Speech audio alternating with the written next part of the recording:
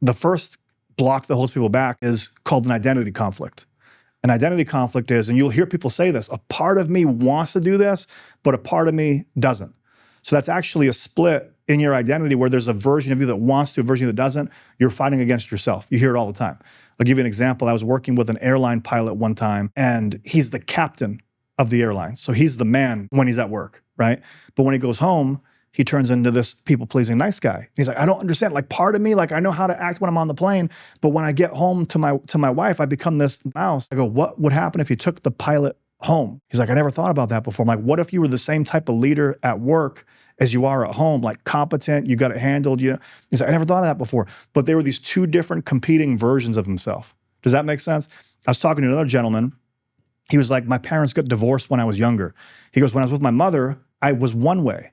When I was with my father, I was with a totally different way. I was much more outgoing. And he never actually reconciled those two things together. So for the rest of his life, he's like, in some cases, he acts this way. In other cases, he acts that way. So he has this identity conflict. So the first one is an identity conflict. But the thing is, your identity isn't even real. It's just the strongest held belief you have about yourself.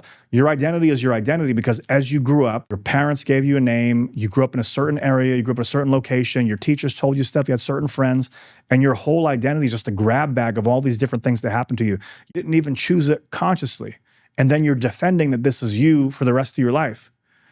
You can create your identity on purpose. The second one, though, is a values conflict. So that would look like, I really value career, but I also value my family. And if I focus on my career, then it pulls me away from my family. Does that make sense? So sometimes things can have competing attention, and you want to make sure that all of these different areas of your life align and they're not fighting against each other. And then the third type of internal conflict, what I told you earlier, is there's a motivation conflict where the thing that you want, you really only want it because you want to avoid not having it, right? So I want success to avoid failure, or I want the relationship to avoid feeling lonely. Whenever your primary motivation is to avoid something negative, you get more of the negative. So instead of trying to focus on the what I need to do, because chances are you already know what to do, focus instead on number one, who do I have to become? But then what's preventing me from being that person in the first place? And so instead of going external and trying to do more, you already know what to do. Get rid of the internal resistance to you doing that. What you want to fix instead is number one is the identity, and number two is all the beliefs and unconscious wiring underneath that stuff. So I am not like, I do believe in hard work. I believe you have to work hard and do things and take action, but I'm also a believer of working smarter, not harder. And instead of banging my head against the wall, I would rather find out what's the roadblock stopping me and remove the block first. If you can get rid of that, then the progress will happen. But I want to find out what's holding them back in the first place.